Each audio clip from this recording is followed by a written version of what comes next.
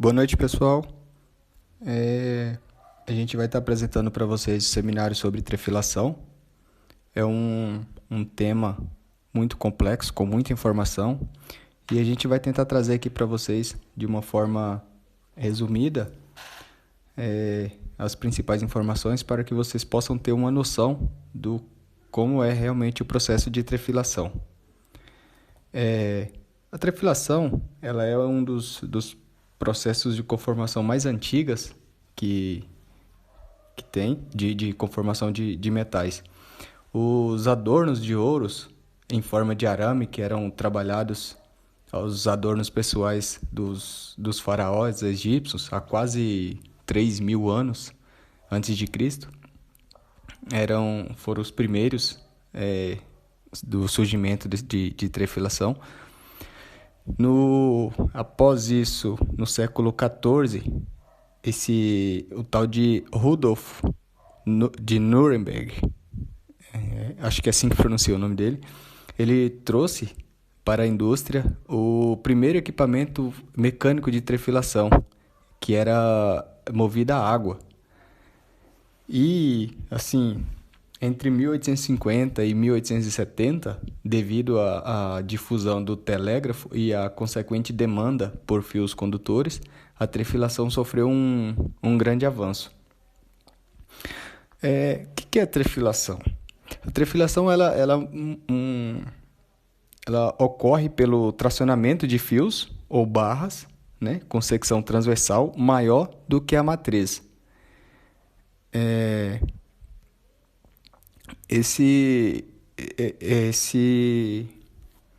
Essa secção transversal do orifício da fieira, ele é sempre menor do que a peça trabalhada.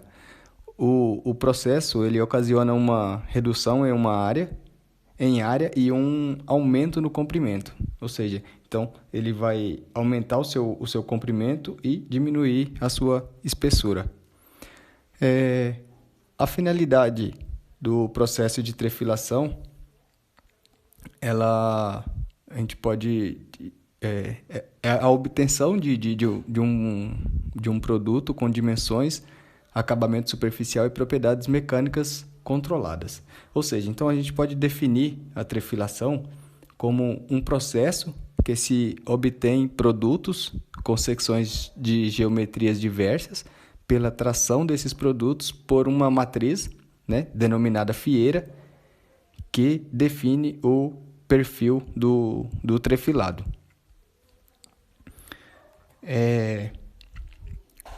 Como eu mencionei aqui, a fieira ela é um equipamento básico da trefilação e ela tem vários tipos ela é feita de vários tipos de materiais.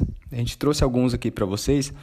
O diamante natural, né, que ele é uma substância mineral composta de elemento químico, carbono, retirado diretamente da natureza. Ele é utilizado até 0,300 milímetros, proporcionando um melhor acabamento. Temos também o diamante policristalino, né, que é um sinterizado muito duro, obtido em pequenas partículas de diamante monocristalino, e ele é utilizado na faixa de 0,301 até 8 milímetros. Ele proporciona um menor desgaste e um número maior de polímeros, de polimentos. E aqui é o de metal duro, Vidia. Ele é composto por carboneto de titânio, tungstênio e tântano nióbio. É utilizado na faixa de 1,400 até 25 milímetros. Melhor acabamento, mas muito desgaste. Esse de metal duro, esse Vidia, ele é um metal de alta qualidade, né? Ele é uma ferramenta que tem uma vida útil e um desempenho consistente. Tem uma geometria extremamente precisa dos núcleos de metal duro. Os ângulos de trefilação e saída são coaxiais. Ele tem uma... Isso aqui eu estou falando mais as vantagens e benefícios desse vídeo, tá? uma rápida produção de alta performance da ferramenta e, assim, ele especialmente benéfico para manter dimensões e precisão em diâmetros menores. Bom, falando das fieiras, vou apresentar para vocês como que é basicamente o corpo de uma fieira. A fieira, como eu já havia dito, ele é um dispositivo básico da trefilação, né? E ele compõe todos os equipamentos trefiladores. Então, como vocês podem observar aqui na imagem aqui do slide, a gente tem o beta aqui, que é o ângulo de entrada, o alfa, que é o ângulo de redução, que é olhando aqui da esquerda para a direita, a gente pode observar isso na imagem. O HC, que é o paralelo, que é essa zona cilíndrica aqui. E o ângulo de saída, o Y, que é por onde o fio vai sair. Então, ele vai entrar de uma espessura, ele vai alongar e sair com uma espessura menor e, consequentemente, aumentando o seu comprimento. Aí, com isso temos problemas também que podem ser encontrados nas fieiras, que será abordado no próximo slide. Boa noite, pessoal. Meu nome é Felipe Fonseca. Vou dar continuidade aí na apresentação do nosso grupo sobre o processo de trefilação, né? E agora eu venho trazer para vocês aqui um pouco dos principais problemas, as principais deformidades que são encontradas nas fieiras, né? Uma das peças fundamentais para o processo. E conforme pode ser visto aí, a gente tem alguns exemplos aí com imagens dessas deformidades e os nomes delas, que são popularmente conhecidas no meio profissional aí das pessoas que executam esse trabalho, né? Então, aqui a gente tem a fieira trincada, no caso, né? Que os trincos no núcleo da fieira podem ser causados por excesso de uso da peça e por falta de lubrificação e desalinhamento, né? Desalinhamento da peça. Tem a chamada quina viva, são imperfeições aí no ângulo de entrada da fieira, causado pelo excesso de pó e cavacos e avarias no fio, né? E o colarinho, que são imperfeições na fieira, devido a desgaste e a principal causa aí é a falta de lubrificação ou polimento, né? Essa é uma ação que é bem esperada e tem que ser continuamente realizada, que é a parte de lubrificação, polimento, para que a peça possa ter uma durabilidade melhor e o processo de tefilação seja executado com o menor risco de imperfeição possível no resultado final, né? E aqui agora eu trago para vocês aqui os tipos de ruptura, né, na peça já trefilada, né, que são encontradas após a trefilação e normalmente pelo pessoal que faz controle de qualidade da peça. Então, da mesma forma que no slide anterior, a gente tem algumas imagens aqui, né, e os nomes que são classificados aí, então a gente tem a ruptura que é por inclusão, né, que são rupturas causadas pela presença de partículas estranhas no interior ou na superfície do fio, normalmente ferrosas, de óxido ou de refratários, né. Tem a ruptura por farpa, né, que são rupturas caracterizadas pelo destacamento de uma fatilha, né, e alongada na região superficial do fio, é como se ela fosse a peça no final das contas sofresse que nem desfiar, né? Desfiou a peça no processo de trefilação. E a ruptura Tassacone, né? Que ela caracteriza-se pelo formato de um furo cônico, bastante centralizado e irregular. Essa ruptura deve ser o excesso deve-se ao excessivo ângulo cônico, né, que pode ser visualizado aí. Seguindo aqui com mais alguns tipos de ruptura, né, em novas imagens aqui, tem ruptura também que é por solda, né. No caso, a ruptura por solda, o aspecto de imediato já se denuncia, né, que no caso pode ser referente a má condição de soldagem, né, oriunda de soldagem imperfeita, vamos dizer assim. Tem a boca de peixe, que são rupturas atribuídas a soldas mal executadas da mesma forma que a anterior, e rupturas por extinção, né? São muito comuns, ocorrendo em todas as faixas de diâmetro. Esse tipo de ruptura ocorre quando a resistência à tração foi ultrapassada, né? Então, dessa parte aí das deformidades encontradas na peça e, no, no- e após a trifilação, são essas daí. E na sequência a gente vai falar um pouquinho aí sobre recozimento aí, tá? Dando continuidade à apresentação, eu vou falar um pouquinho sobre o recozimento. Por que fazer o recozimento do material? Porque quanto mais se trefila o fio, mais duro ele fica.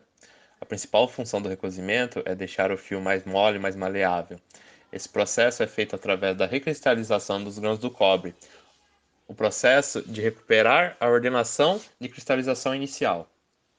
O recozimento, com o propósito de amolecer o material encruado por deformações mecânicas, pode produzir diferentes graus de amolecimento, dependendo do tempo e da temperatura nos quais o material é tratado. Quanto maior a temperatura, mais longo o tempo, maior o amolecimento obtido. O parâmetro mais utilizado para avaliar o grau de amolecimento obtido dos recozimento e da mensuração do tamanho do grão, valores de dureza Rockwell, também podem ser utilizados como referência, porém como informações complementares e aproximadas. Isso se deve ao fato de que o tamanho do grão é uma variável mais sensível à variação das condições da temperatura do que outras características metalúrgicas, como a propriedade determinadas por ensaios mecânicos, tais como resistência à tração, alongamento e a redução da área de dureza. Esse recozimento é feito para você ter um melhor processo de trabalho com o material. Dependendo do que você vai fazer com o material depois da trefilação, você vai ter uma maior flexibilidade com o material para você poder estar trabalhando com ele. Então é basicamente isso o processo de recozimento.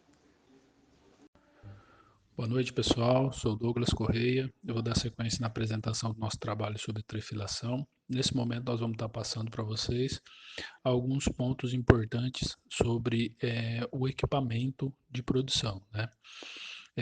Sobre a preparação desse equipamento, a manutenção desse equipamento e as formas de preparação aí para a produção através do processo de trefilação.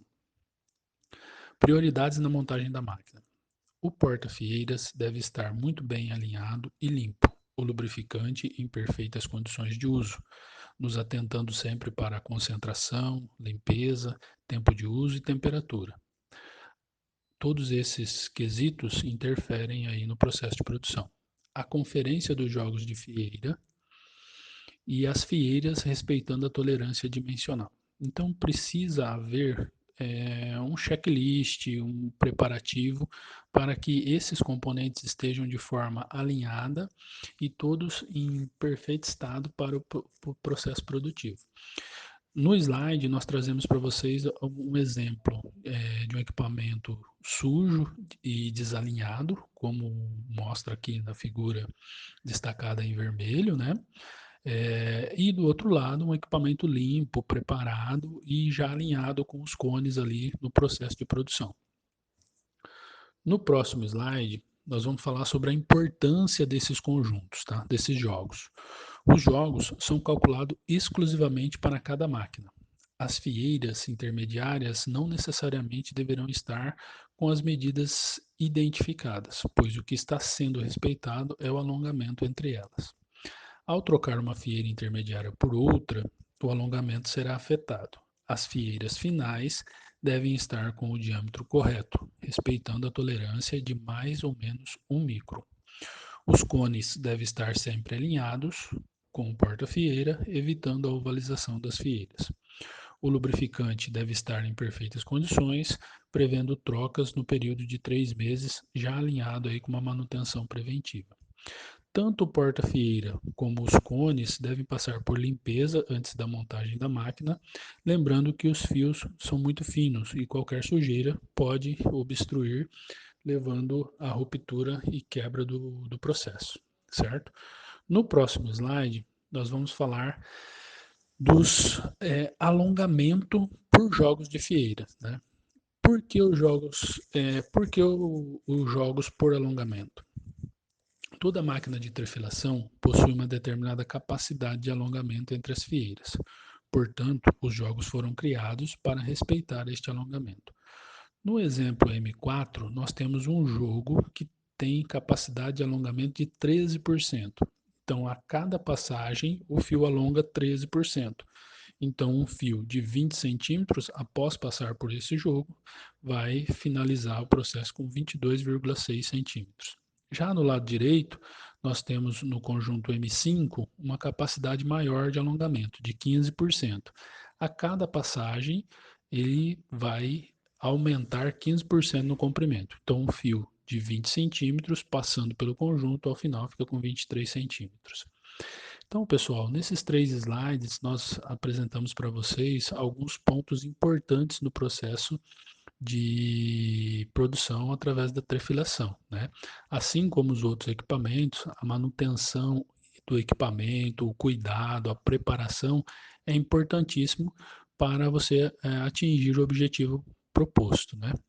Na sequência, o César vai apresentar para vocês um experimento que o nosso grupo fez através do processo mais simples de trefilação, tá bom? Então o César vai dar continuidade para vocês. Boa noite, pessoal. Aqui é César Prado, né? Dando andamento na apresentação do nosso processo de trefilação, fizemos um pequeno ensaio. Nesse ensaio, utilizamos os seguintes materiais: uma fieira de metal duro, né? Vidia K10, né? Na medida de 6,90 por 3,16. Um fio retangular laminado com sobremetal de 8,12 mm por 3,72. Um paquímetro digital, um martelo, uma bancada de trefilação e um óleo lubrificante próprio para a trefilação que usamos, que chama AGFIL 505N. Iniciamos o processo fazendo uma ponta no material e introduzindo ele na fieira, né, o material laminado, né, com auxílio do martelo e a bigorna. Montamos ele na bancada de trefilação.